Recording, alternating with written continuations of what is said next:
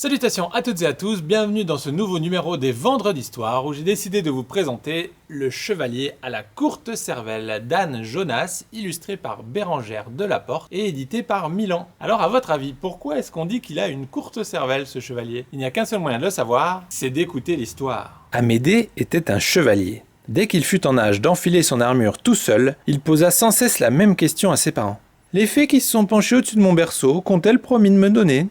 Et à chaque fois, on lui répondait sans se lasser « Le plus beau cadeau qui soit, une destinée de roi !» Ce fut ainsi qu'Amédée passa des années et des années en haut de la plus haute tour de son château. Il guettait sa destinée de roi. Il la guettait nuit et jour à s'en user les yeux.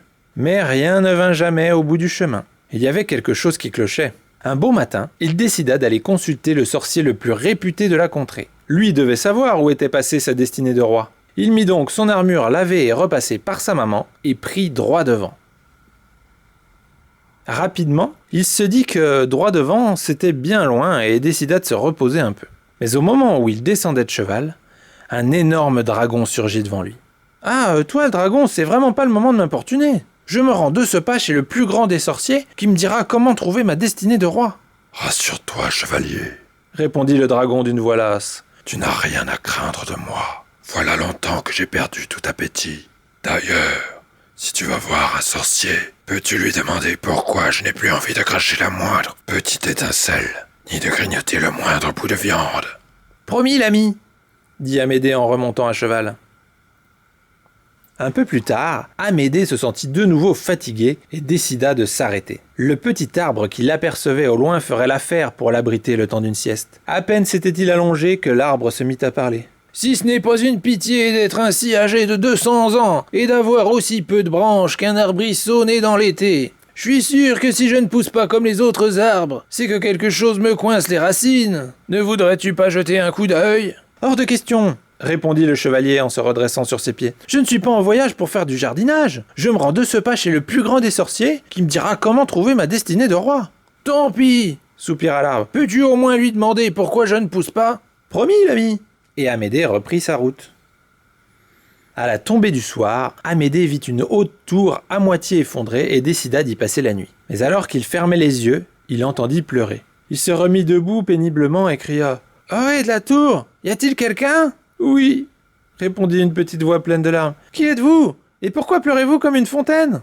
Je suis une princesse qu'on a oubliée ici depuis fort longtemps. Auriez-vous l'extrême bonté de bien vouloir me délivrer? Pour cela, il vous suffirait de pousser le loquet de la porte d'en bas. » « Mais c'est impossible, voyons. J'ai bien autre chose à faire. Sachez que je me rends chez le plus grand des sorciers qui me dira comment trouver ma destinée de roi. »« C'est bien dommage, dit la princesse en redoublant ses pleurs. Pouvez-vous au moins demander à votre sorcier quel bienfait me ferait cesser de pleurer? Cela me rendrait un grand service. »« C'est promis, mamie, répondit Amédée en s'en allant. Le lendemain, Amédée arriva enfin chez le sorcier et entra dans sa demeure aussi sombre que la nuit. Dedans, cela sentait le corbeau bouilli et le chat farci. Le sorcier lui dit aussitôt « Chevalier, je sais ce que tu veux. Ma réponse est simple. Ta destinée est sous tes pas. Ils te mèneront peut-être à l'autre bout de la terre, ou seulement sous ton lit. Toi seul peux en décider. » Amédée n'en revint pas. Sa destinée de roi l'attendait sans doute chez lui, et lui qui n'avait même pas pensé à regarder sous son lit. Le chevalier, terriblement pressé de s'en retourner, était déjà au seuil de la porte quand le sorcier le retint. « Tu dois me poser 3 questions avant de t'en aller. C'est la règle. » Amédée se rappela alors ces 3 promesses faites au dragon, à l'arbre et à la princesse. Le sorcier ne se gratta même pas la barbe et répondit tout de suite. « Pour la demoiselle, c'est simple. Il lui faut un époux. Pour l'arbre, ce n'est pas plus compliqué. Il faut déterrer l'énorme trésor qui emprisonne ses racines. Pour le dragon, il s'agit d'un remède plus étrange. Il lui faut manger le plus grand crétin qu'il pourra trouver. Cela fait, il retrouvera son appétit d'antan. » Amédée prit à peine le temps de remercier et remonta en selle, bien décidé à ne pas s'arrêter avant d'être rentré chez lui. Passant devant la tour, il appela la princesse qui trempait toujours ses mouchoirs. « J'ai questionné le sorcier. Pour que vous cessiez de pleurnicher, il vous suffit de dénicher un mari. »« Eh bien, c'est tout simple alors !» dit la jeune femme en souriant pour la première fois depuis des mois. « Puisque vous cherchez votre destinée de roi, épousez-moi. Je suis une vraie princesse. »« Pas le temps, répondit Amédée. Ma destinée est chez moi, sans doute sous mon lit. Oh, débrouillez-vous sans moi. » Cela dit, il s'en alla.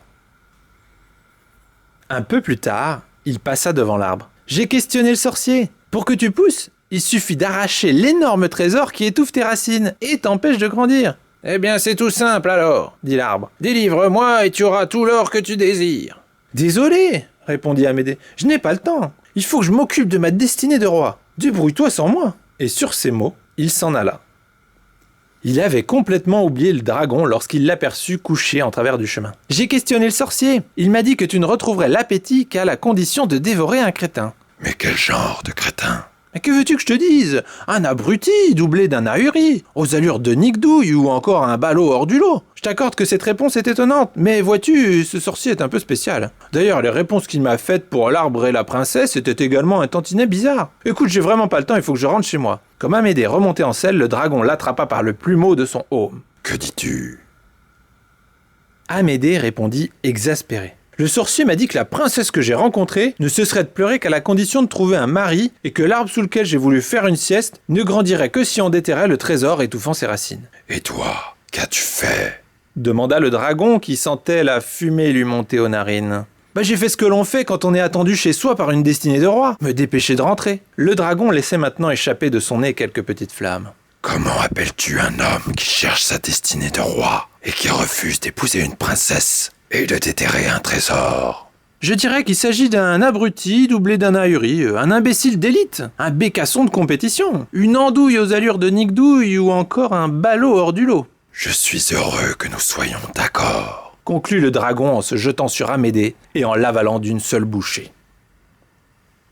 Seul le dragon qui l'avait mangé sut ce qui était arrivé à Amédée. Mais comme une fois qu'il eut digéré, il se hâta de l'oublier, il ne raconta rien. Alors, comme à chaque fois que l'on ignore tout, on parla beaucoup. Certains avaient vu Amédée délivrer une princesse oubliée dans un donjon. D'autres l'avaient aperçu à la tête d'une immense armée. D'autres encore étaient sûrs qu'il était devenu un célèbre chasseur de dragons. Et ce fut ainsi qu'il entra malgré tout dans la légende. Fin.